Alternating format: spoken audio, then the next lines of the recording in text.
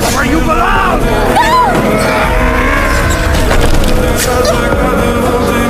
Hello? Please don't hurt him. Don't hurt my child. You see that?